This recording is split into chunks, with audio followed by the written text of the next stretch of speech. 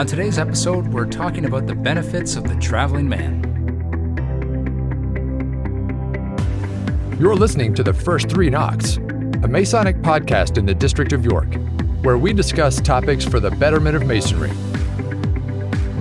The opinions discussed in this podcast are those of the individual and do not represent the views of Grand Lodge or any other Masonic body. Now, here are your hosts. Well, good afternoon, brethren. Once again, coming to you from the Uxbridge Temple, Zaradatha Lodge.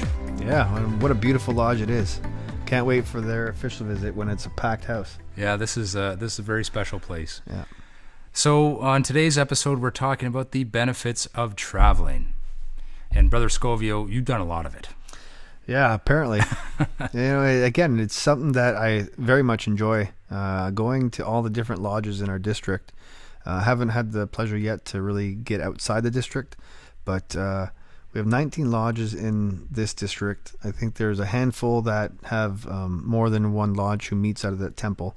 And I think I've only been to like 6 of the buildings in our district yet. So I still got quite a bit to go and see, but it's a lot of, for me, I like the architecture of the buildings. I like the history that comes with those buildings. It's not just the guys in the lodges meeting that's happening, but it really is like, the flavor. The flavor. Every building has its own little flair. Yeah. Or own unique aspect, and it's not all the same everywhere. And again, here we are in Zaradatha for the very first time, and it is a really, it's a nice big space. The chairs, oh man, they look so comfy. Yeah, they look like you could really fall asleep in these chairs. Huh? Absolutely. Brother Sprott, what he thinks about that? How many guys fall asleep in this lodge? 20% usually. 20%. That seems like a high number. Yeah, although I think they're wardens. I don't know. They don't have like big cushions. Oh no, when you're in the officer's chairs, you got to work. Yeah, apparently, right? Comfort. So yeah, it's a nice building, and that's part of the benefit of traveling. In my perspective, is you get to go to see those lodge buildings, get some of the history. Because when you're there for the first time, we had some visitors at the Rising Sun from outside our district, and their jaws were just on the ground the entire time. You lose that perspective when you're certainly in our lodge, for example, because it has that history to it. We've just grown up with it. Yeah. But you don't. If you travel, you get that benefit of seeing a different lodge with a different history, and you're contrasting, and comparing. And then you're going to ask those questions, and they're going to give you the answers. And when we had those visitors to our lodge, I know about the paintings and such, but I didn't know those paintings were painted from a brother from this lodge of Zaradatha. Yeah, talk about a connection. I didn't know that. And so again, benefits of traveling is you get to know how we have even further connected our own district. Mm-hmm. And I mean, our district is more of a newer form district, because I think we were part of a Toronto district of some sort, and not too far ago. Like I think it was a little over 10 or maybe closer to about 15 years.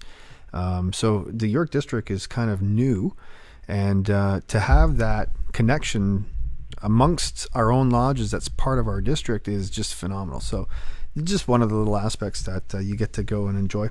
And then again, you get to see the same faces and just make those connections and relationships even stronger. One of the things that I've noticed that is really tremendous is seeing ritual work done in other lodges. Yeah. Right? Because you get all kinds of ideas, and you see really good ritual work done. You see some not so good ritual work done, and you bring that back to your lodge. Yeah. You bring that back to your lodge, and you have something to work on. Absolutely. Something to better, something to improve. Yeah. And we've seen so many examples in the district of great ritual work. Yeah, absolutely. Yeah. I think that's a great way to, again, learn. We have, and I'm sure every lodge has their master expert that has been around and has been shown the right ways and reads the rubrics and understands what they mean to help the younger guys coming up through those office chairs, or even just newer Masons. But when you travel, you get to see it firsthand, like you're saying, and you might have that, oh, I didn't know it was supposed to be done like that. So then you go back to your own lodge and you discuss it and you talk about it, and it just helps improve it even more. So you start to see everybody's ritual, the more that they travel, you start to see it all get even better because we're all there helping each other out by leading by example. So you see the work, some great, some not so great, but it doesn't mean that they're not going to improve. It's just that they have a little bit of work to do, and they're going to get there. Like we all do. Yeah. And travel a bit more, and you're going to also get some extra little points. But you're also going to meet guys that are going to be available that might not necessarily be from your lodge, but you can call them and get some extra help, get some pointers. Yeah. It's nice to call on people that might not be from your own lodge to come help put on some ritual.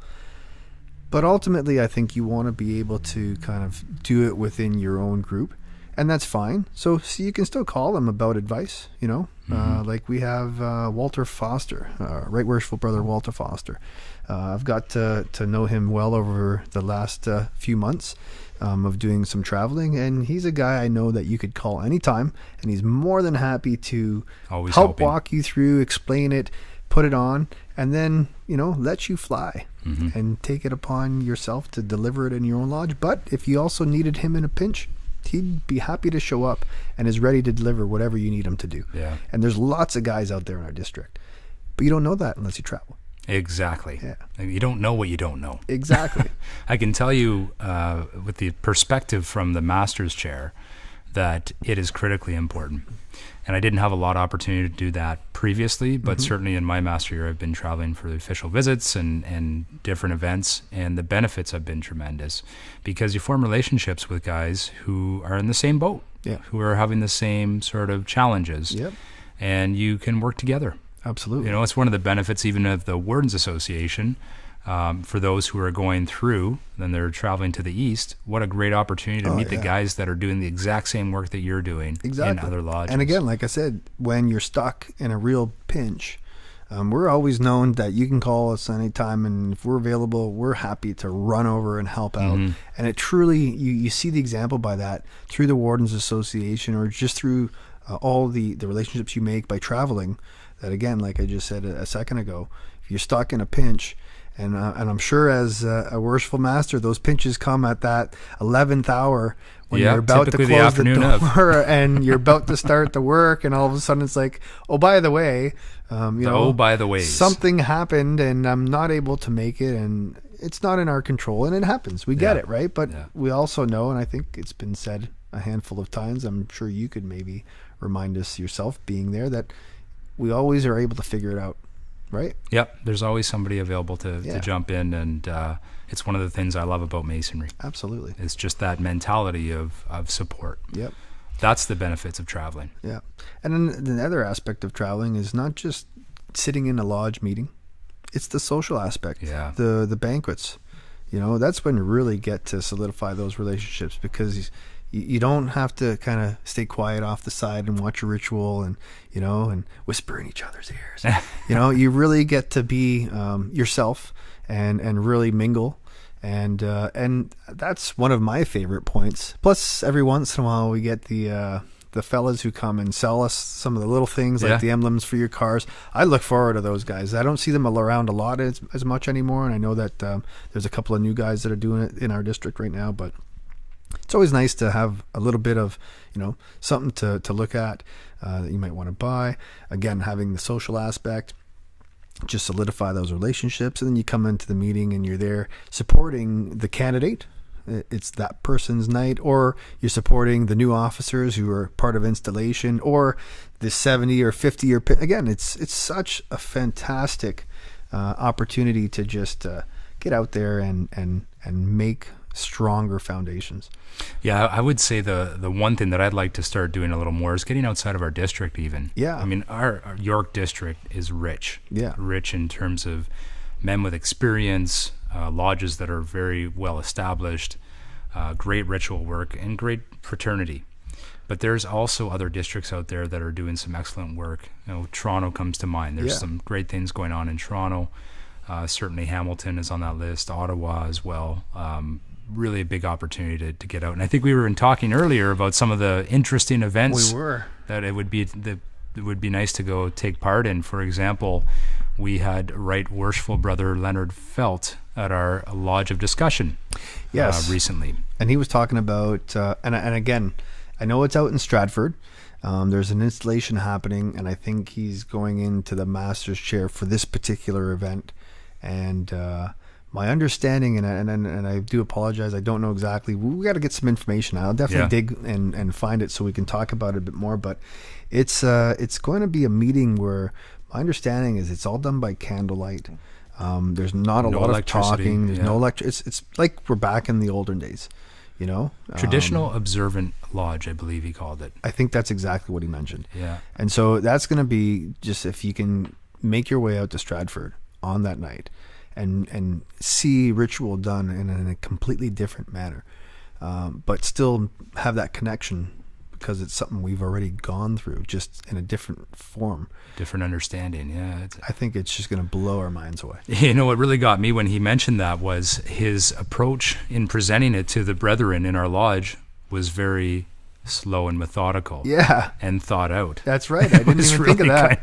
Kind of I guess, going to flow into how that night is going to transpire. So that's awesome. Yeah. And it's also, in my opinion, a big Masonic education piece, right? Mm-hmm. We talked about, traveling doesn't just have to be your lodge. We also talked about, I think Quarry Lodge out in Quebec. It happens, I think, in late July or August. One of our own brothers, Brother Ron Ewan, is the one that always seems to have that information, and he shares it with us. And there's a couple of us that have said every year, we got to go try that. I mean, you have a quarry set up as your lodge.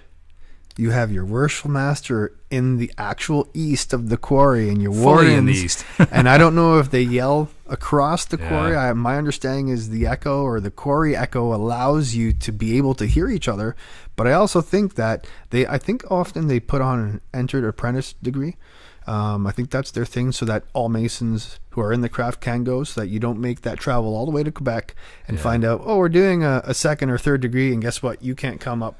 Yeah. But so I think they do an EA degree, and it's supposed to be an amazing event to partake in. And then I think afterwards they have a pretty big barbecue. They probably have a good time. Yeah, absolutely. So, you don't know unless you go. You get in the car. I recommend talk to some of your brothers, whether they're from your own lodge or your own district, and travel together. Yeah, I think you and I had a lot of fun traveling out to Belleville for that 60-year pin presentation. That was a fun couple-hour drive. Again, you don't really get to learn and know each other until you get into those situations and circumstances where now we can just be us. Yeah, we don't have our tuxedos, our suits, or ties on, and we're just able to be guys, brothers. Just enjoy it. And just enjoy the ride. And it was a fun trip there and a fun trip back. And we met, again, very worshipful Brother Bruce Bellows up there, because he was with family, and the three of us went up. But I don't think I'll ever forget that experience. It was a wonderful one. Absolutely. Yeah, that was a great one. Yeah. Well, Brother Escovio, why don't we take a few minutes to clear the secretary's desk? Sure thing. So I guess the first thing that I think we mentioned it in the last podcast, so we'll bring it up again. May 21st, 70-year pin presentation is going to happen. It's going to be a combined effort with Union Lodge and Roland Lodge, and it's going to take place out in Mount Albert. The 70-year pin presentation is to Brother Art Moody. And I highly recommend, as I said, we've gone to a 60-year pin presentation, and it was just a fantastic experience to see the brother receive it. And I mean, 70 years, that's just outstanding. Phenomenal. So highly encourage everybody to get out there. Again, it's Tuesday, May 21st. Saturday, May 25th, Tuscan Lodge in Newmarket has their Euchre night, and that'll be from 6 o'clock on. It's $10 per person, $5 for beer and wine. And you can contact Brother Phil Dawson, the junior warden, to RSVP for that event. Those guys are a lot of fun, and evidently that will be another night of fun. Yeah, don't miss out on that one, because they have a great time at their lodge meetings, so I can just imagine their social stuff is going to be tremendous. May 27th, the Zaradatha having their official visit, and once again, I think you're going to hear this until we get to the 27th. Our talented editor and producer of this podcast, Brother Stephen Sprott, is going to be the one that's going to be going up for the second degree. We think he's prepared. He says he's prepared. He alleges he's prepared. The only way to find out is to show up on Monday, May 27th. Banquet will be early, and Brother Sprott, I'm sure, will not disappoint. On May 30th, Thursday, May 30th, will be our annual York District Spring Meeting. And that's an important event to attend. That will be in Richmond Hill at 112 Crosby Street, and dinner is at 6:30 sharp. Call to order at 7:30. All right. Getting into a little bit into June now, we had a invite from the Toronto Don Valley District. It's the gala that they have. I think it's an annual gala. It's extended to all brethren. Again, it's Saturday, June 1st. It is a fundraiser. They're looking to support Autism Ontario and the Shriners Children's Hospital, and they promise it's going to be a spectacular event. We're all invited. If you'd like, there's going to be food, dancing, prizes, open bar, even better. They're preying on all our weaknesses here, huh? You got it. Yeah. Tickets are about $100 each, or you can request a table of 8 for $800. Obviously, still $100 each. It's going to be at Le Parc Banquet Hall, which is out in Thornhill. And if you go on the app, you can click on, they've given us a link, which is how you could RSVP. So again, it's out in the app and on Facebook. And then on Wednesday, June 19th, King Solomon's 108th annual golf tournament and district charity. And that is starting at 10 a.m. Shotgun scramble play. Cost is $150 per golfer and includes golf cart and dinner. So some more information coming out on this one. Sponsor packages are available, and you can contact Eric Holt. You got it. I've gone there 3 years in a row. I go for the cool hats that they give out. I have a 104, 5, and 6 hat already, so I'm looking to make a 4-peat on there and get the 108. And you can go individually, you can bring a foursome, you can go with pairs. Again, just contact Right Worshipful Brother Eric Holt, and he'll set you up running. And it's a great time, and dinner is a whole half chicken. It's not just a quarter chicken, it's a whole half chicken. It's amazing. So definitely recommend going there. And I guess, yeah, that seems to be it. The last point to make, we're getting into July, so we won't go too much in there, but don't forget, July 15th through to the 18th is Grand Lodge Communication. Information has finally been released out on the app because we just got it. It's also out on Facebook, so take a look at the various events, workshops, and meetings that are taking place. It's a huge, important event to go to. Yeah. Again, talking about the traveling man. It's the perfect place to start your travels if you haven't done it before. You get to meet a lot of amazing people in all various districts in all parts of Canada and the world, and it just allows you to further your experience in the craft even more. And I think that covers our secretary's desk for today. So welcome back from the secretary's desk. I think we're just going to kind of have some final thoughts on the benefits of traveling. And you talked about it very briefly here on the thought of kind of traveling outside the district, even to other parts, even other parts of the world. And again, some of the things that I've heard of are there's an installation that happens every January in Jamaica. And a lot of the brethren from Robertson tend to go to that one. And it's a full day event. We've got quite a few brothers that have gone up to Cuba and have posted pictures on our Facebook. And I think one of them might not be from our district, but he's friends with guys from our district. And I think a few of them did like a donation. So they have like a wall and their names are on there in Cuba. Right. Every time I get to travel, and it's often maybe just to the States or something, I'm always looking for different lodges along the way. Oh, absolutely, yeah. I've stopped in and got to call upon, again, cool things of being a Masons and not being in the same facet of the world. Went out to Savannah one year, and I came across King Solomon's Lodge number 1. And I thought, that's cool. And it was at the old Cotton Exchange building right downtown Savannah. Had this massive wooden black door. And had this little tiny card out front that said, every other Saturday we have open houses to the public. And I thought, that's amazing. I just missed the Saturday, but there's a phone number. I'm going to call it. Yeah. And sure enough, I did. And I explained who I was and where I was coming from. And I didn't want to put anybody out. And at the same time, they were more than happy to meet us right away. And us was me, my wife, my 2 kids, and my brother-in-law. And I said, I don't know, what the rules are here about having family come in or whatnot. Would that be okay? And they said, of course, they're your family. You're my brother, and you're more than welcome. Yes. Can you meet me today at 5:30? And I said, I don't want to put you out. And he said, no, put out. It just takes me about 40 minutes to get there from work. And I later discovered he didn't even live in Savannah. He still lived about 40 minutes away. So it just shows, the thinking, the mindset. Yeah. But it was a brother calling on a brother. Yeah. And not even in distress. And he was more than happy to make time to show us.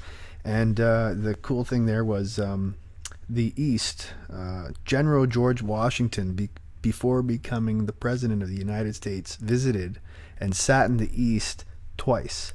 So, of course, I had to put my ass on that chair, right? Because like, oh, yeah, George Washington. Me and him. And we got to go into a special back room that is there kind of like, they have all these memorial pieces. They have all these displays. Mm-hmm. And the public don't get to go in there. So we got a little special tour. I guess the cool thing and benefits of being a Mason traveling. Yeah. And so we got to see all kinds of awesome things. And I got to see Davy Sprocket's apron. Davy Crockett? Davy Crockett, sorry.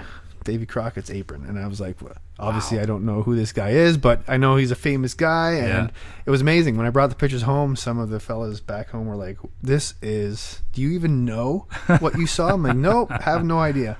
But, again, it's part of the travel. It was an experience. It was an experience. Yeah. And I highly recommend, if anybody's traveling outside of their district countries or anything, reach out. Yeah. Tell your secretary you're going first. Get a letter. So that it helps that introduction.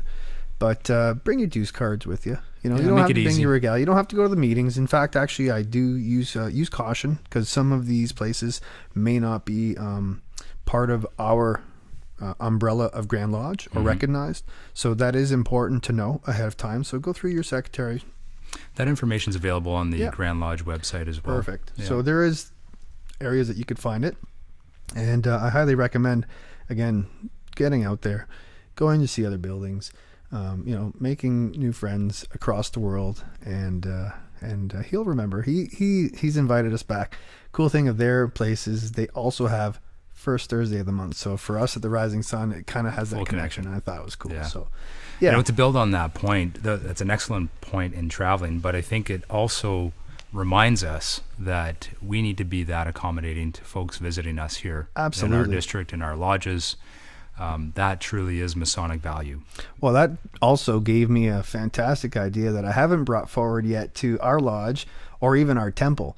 But having an open house every other weekend downtown Savannah, when you have nothing but all these tourists or just people that might have that curiosity but don't have, I guess, the courage to ask, can I go and look inside? Yeah. They just make it easy. They're able, make it easy. And we at the Rising Sun, I've been saying this a few times, more in my head than out of my mouth, but it might get through eventually. We have the farmers market right next to us that actually just kicked off last Saturday, and it's every Saturday, and it's a perfect time to open our doors. Maybe not just always, not every Saturday, every other Saturday or something. Maybe we can look at doing it. And just have that door open, because when we open it at Doors Open events, we get 120, 150 people come through over a course of a few hours. Mm-hmm. Imagine how many people might come through, or imagine how many people come through with interest and ask possibly for application or more information.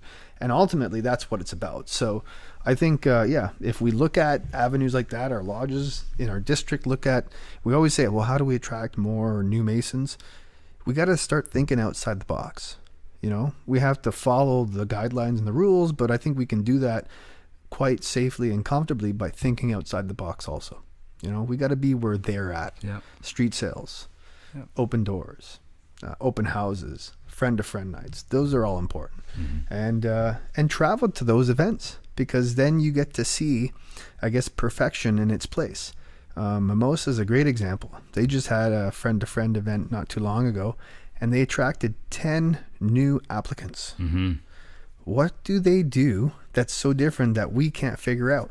Well, my take on that is next time they host one, we should ask to go and attend and see what they're doing that might be that difference, or how they get in to connect to the general public to bring that interest, and then ultimately the audience, and then ultimately the applications. So again, traveling, it's not just traveling to lodge meetings, official visits, installations. It's traveling to the social events, to the community events, to pretty much everything. Mm-hmm. So, but take the time. Again, balance, it's important. Easy to balance. Absolutely. So I don't know. I think that covers what our take is on it. What do you think, Worshipful Sir? Yeah, I think it says it well. There's really only benefits to traveling. Yeah. The one downside might be what happens at home with your wife if you're doing it too often. But if managed well and supported well, the benefits far outweigh the negative. So definitely well worth doing. Awesome. So with that, we'll conclude our episode, and join us next time when we'll be discussing the traveling gavel. Oh, the infamous traveling gavel. Infamous traveling gavel. Excellent. Thank you for joining us for this episode of The First Three Knocks. Happy to meet, sorry to part, happy to meet again.